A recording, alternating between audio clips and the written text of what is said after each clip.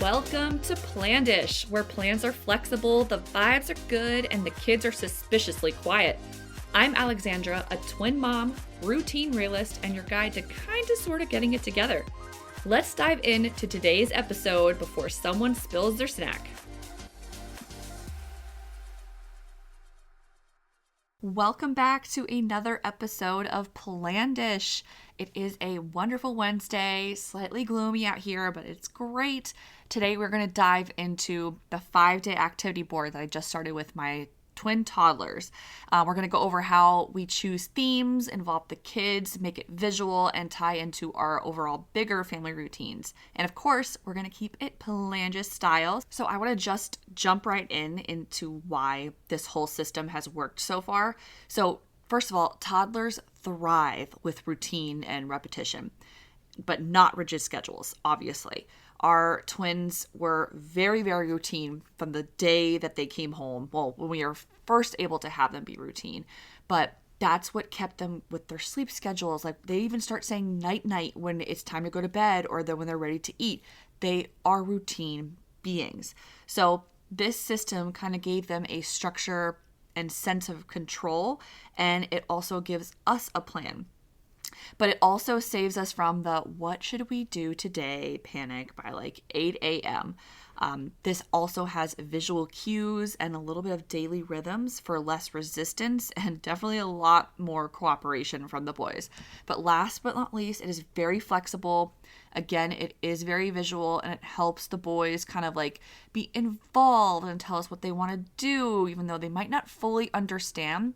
But repetition, I'm a huge fan. If you keep doing this daily and consistently, they're going to understand. They're going to start recognizing what these little visual pictures are, these cues, everything. I literally seriously just used to wing it every single day. And honestly, that probably lasted a week or two before I found myself handing them like a ton of snacks, trying to buy time. But this literally, for me, being a type A, or what do they call it? Type C now, moms. It helps give a little bit of structure for the day, and it does not have to be complicated. I will pull my hair out if it's going to make way more of a mess or cause way more of a headache. So this is so simple and easy, and make it very fluid. Go with whatever they're feeling today. If they're like rigid on edge, you can easily pivot. All in all, this will keep them entertained for some of the time. I swear by it. Guaranteed. Well, maybe not all guaranteed, but more than likely guaranteed. So this 5-day activity board. Now, key word, this is a board. This is not an official schedule. There's no rigid charts of expectations, just a complete visual flow that we all can agree on at the beginning of the week and kind of helps us get through what's coming, gives us a little purpose behind each day, and try not to have these meltdowns, which we are newly experiencing, these toddler twos. I don't want to jinx it, but each day has a loose theme, not a to-do list. It's completely just a vibe. So this is how we set it up. Every Sunday, and let me preface real quick, we went to Target the other week and got this whiteboard, and I will try to link it in Spotify or Apple, whatever, and also on my Instagram back to home base. I'll have a whole post on this, but we got a board from Target, and it has just Monday, Tuesday, Wednesday, Thursday, Friday, Saturday, Sunday, and like a little space for notes, and it looks like a dot board. And then I went on Canva and created little cards per se and got and attached or glued magnets to them. So this was so easy. I can even send out the link of the little card creations I did, but that's kind of all we really needed. It was on like, I think it was $9 for that board, and printing paper, that's easy. But regardless, every Sunday we do a little build boarding session. Now, do not picture something super fancy with like crazy fonts or whatever, or lamination. I literally laminated these cards with duct tape, like that packing tape. It is so like, and you got to think too, the babies are going to probably rip it up, but it is a whiteboard.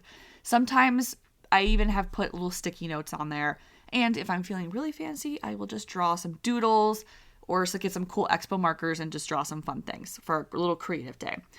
But I let my toddlers kind of help me with the board. So I like kind of help them I'll spread out all the activities for the week, and I let them take these cards and kind of put it where they want to on the board. Now, yes, it might be upside down and halfway on Monday, but I'm counting that. It's fine. We're going to move on. They're babies. But they love repetition and they love routine. Again, so they like being in charge of something. I will explain it to them. Whether they take it in one ear and out the other, probably.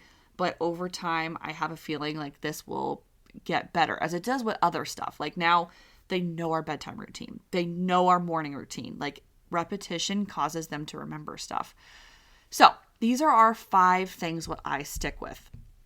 I do movement, creative day, out and about, learn and thinking day, and then a free play / reset day. Those can shift throughout the week. And yes, if for instance, if Brody puts the free play day on like a Tuesday, I will move it to Friday if I need to, but he had his effort in there. So Monday is movement. Mondays are always chaos in a sense that my husband goes back to work. Yes, I am not working, but we're still dealing with, somewhat of the Sunday scaries as far as trying to get our house reset for the week. Everything so Joe can have a good work day and then we're set up for the week. I try to do a lot of my stuff, yes, on Thursdays, but there's some things like after the weekend and you're home all weekend, you want to put your clothes away. You want to do the laundry. You want to clean the dishes. So we're just get a little taken care of. So Monday's a little bit better, but sometimes we're in the house all weekend and the babies have got to burn their energy. So this is when we do most likely Monday movement days. And this can be anything from like a little dance party, little baby yoga, going on a little walk, taking them out in the driveway and playing. We are very lucky, by the way. We live on a cul-de-sac and there's nobody else around us. So that's why I'm able to let them kind of more so play. But I came up with a playlist and I will put my little Bluetooth speaker out there and hit play and let them just dance and wiggle. And this is so easy. It doesn't even have to be like, okay, this has to be between 1 p.m. and 1:45 p.m. It could be any part throughout the day. I'm just making it Monday at some point for an activity while they're awake between their naps. This is going to be a movement day. The walks are very easy too. Taking them up to the park, that's something also they can do. But I also take my phone. I know it's not great to show them my phone, but I let them kind of pick the song if we're doing a dance party. So keeping them interactive per se with that, I think helps a lot. They feel a little bit more empowered when they get to choose things, but they're picking, we're going to commit, we're not going to overthink it. And Movement Monday wears them out enough to maybe nap, but it depends on every single day. So Tuesday is creative day. This is just this week. Obviously, these days switch around. But creative day, and this is a messy in the best way. So I lay out like some options. We can, I don't know. I have this one mat that's a water mat that you could put water on it with sponges and it makes like a color. I'll also link that from one of my posts that I had this past week. But that's an easy thing. I'll have that. I'll set that out, or I'll hold up little Play-Doh. And I'll tell them, which one do you want to do? And if they point, great, fine. We'll do it out. It could be 30 minutes. It could probably be 15 minutes and they lose attention, but at least it's something and it's no stress on me. You got to make it so it is zero stress on yourself to do this.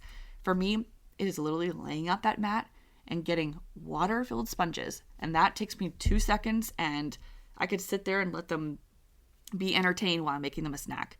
But creative doesn't have to mean complicated. I mean, I've even taken sticker rolls and given them stickers and a piece of paper, and I swear that occupies them for like 30 minutes. Like, putting stickers on something for a toddler is so entertaining for them. It's hilarious. But that's kind of what we're looking at for creative day. It doesn't have to be super overcomplicated. Okay, next day, Wednesday, our learning and thinking day. And literally, yep, that is exactly what it is, exactly how it sounds. It makes me laugh every single time, but we're going to take it literally today. But this is our learning focus day with simple activities like puzzles, shape matching. I even throw in a little bit of flashcards and sometimes even just reading books that have themes for the seasons or the holiday. But they get to choose between a couple options. I'll say, do you want to sort some blocks? Do you want to stack some those little Legos? Do you want to sort some colors or read books? And even though they just throw stuff on the floor, we tried. We made the effort. So puzzles also have become something that the twins have been so entertained by, and especially only those wooden puzzles. I've seen Target actually have quite a few. I think it's Melissa and Doug that has them. But for instance, this farm animal puzzle where it's a cow on the puzzle and then you're placing it into a cow picture. So it kind of helps them with the shapes. And we also, when we're doing this, make the animal sounds. That's also another learning aspect goes into it. But I have a whole bin for this day that I specifically pull out from their toy rotation, and it's so easy. And I sometimes even just put that bin on the floor and I'm like, have at it, guys. Just whatever you want to do. But this is just instilling that more creativity and problem solving, especially the sorter, the shape sorter. That one's also a really good one. They wanted nothing to do with that for, I feel like, a year and a half. And then all of a sudden now I walk over and Tate's picking them up and sorting every single shape. I'm like, hey, that is good. But also another thing too, what I've read so much about is when the kids are doing these activities, sometimes just like don't talk to them. Like don't even acknowledge anything. Don't even say good job, whatever. Let them think. Because I heard this is a brain thing for them. They're processing how everything works. Zero distractions is great. So if they're quiet and doing that, just let them run with it. It's a great thing. Thursday, let's move on. I call that an out and about day. And that's the day, obviously, we leave the house. Yes, 99% of the time we are going grocery shopping. We are doing errands. But sometimes I'll actually like to throw in like we have a thing called Little Explorers that's by us. And that is a place where the kids can go run on a little indoor jungle gym, indoor grocery car area. And then the last little bit is a music class. So that's great. Taking them to the aquarium, taking them to the library. They have like a lot of free readings around there sometimes. Park, I even consider that an out and about. Just something to get them out of the house, put their shoes on, and get away even from the neighborhood. But yes, grocery stores usually are very entertaining for them. And also when we get home, another great activity is having them help me pull everything out of the bag and place on the counter for me.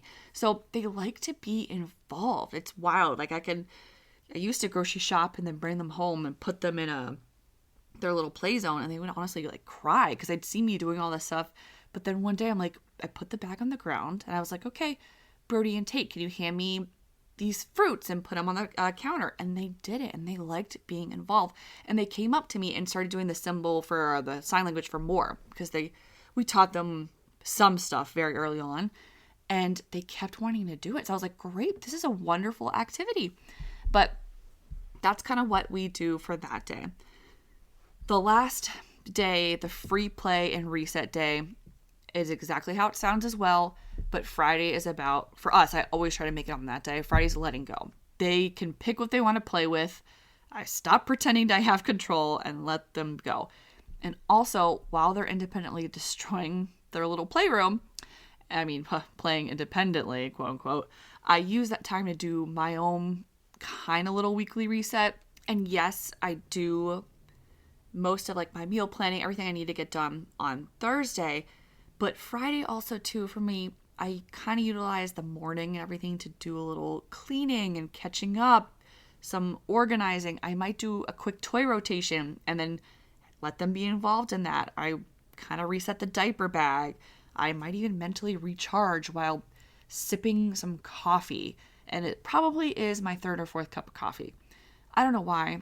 I never drank coffee before kids, and now it's become like a necessity to have 3 or 4. But anyways, I also too like to, after a toy rotation, kind of clean up their playroom, and I have them help. So vacuuming, because I know snack time is always in the playroom, and they're still on this Puff and Cheerio game, and they love to, yes, eat the Puffs, but then it's so fun for them to take it out of their snack cup and throw it all over the ground. And then they have these little bikes, and they will bike over the Puffs. So now I'm needing to vacuum our carpet, and I know it's kind of gross, but I do this once every couple days. I let it sit there because I don't have the mental bandwidth to do that every single snap time.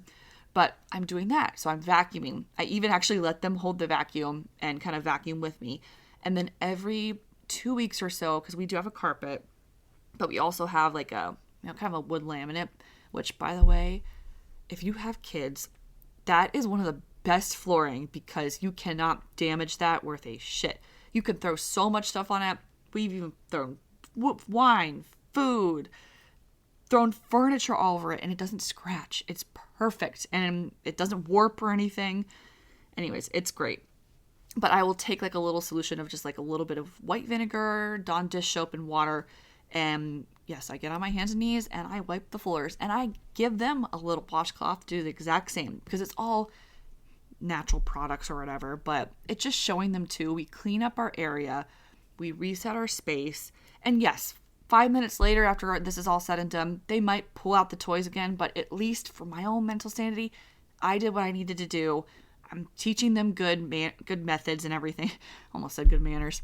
I guess good manners, but teaching them how to respect their space and clean up their space. I just want to also dive into why letting toddlers choose some of these things and be involved is so important. Because first off, communication is huge. Even when toddlers want to feel heard. You've seen, everyone who has kids, they can go from 0 to 100 real quick. The tantrums are crazy. They could just start crying out of nowhere. And I honestly used to get so frustrated, but I've recently seen so many Instagrams from a lot of other people and professionals putting it in perspective, like toddlers, they don't know how to form all words yet. And this is just their emotions. Imagine you're playing and all of a sudden you're told you have to clean up and you're getting now dragged to get a diaper on and you're screaming, crying. You don't understand what happened. So you have to give them a little bit of a break and make them feel heard and seen. And I'm not talking be very soft with them unless that's what you want to do. Fine, by all means. But just explain more things. Have them kind of point and show you and give them options. I even started having the boys pick out their clothes for the day. And they love feeling in charge. Their outfits might not look perfect, and that's fine. If we're not going anywhere, I will not have a say. I don't even care.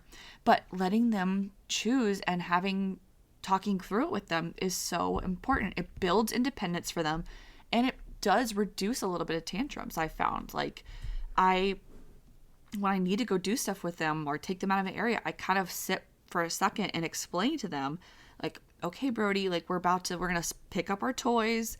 We're going to go into your room and we're going to get changed and brush our teeth for the day. And I feel like that helps so much better than having them stop everything they're doing and pick them up and take them over. But pictures also to help with visual learners, with toddlers. They love pointing to things. You ever open a book or a board book? They point to things. They want to touch things. They want to feel. So I think visual pictures are great on this board that we made. But they also light up when they see their choices on the board. It feels like their week, not ours. And yes, I had a video where if you notice, I think it was Tate put a little picture card, literally it was on a Monday upside down, on the words. But I was like, okay, I'm just going to rotate that. That counts. That was his choice. That's fine. We're moving on. Another thing too that I want to throw into this board idea is I started to put down a chore of the week. Now I know my boys are not even 2 yet. I know we are still working on picking toys up. My son Tate, he fakes a injury. Every single time we have to do cleanup time. Literally will all of a sudden stand perfectly fine, drop to the ground and pretend he's injured so he doesn't have to clean up.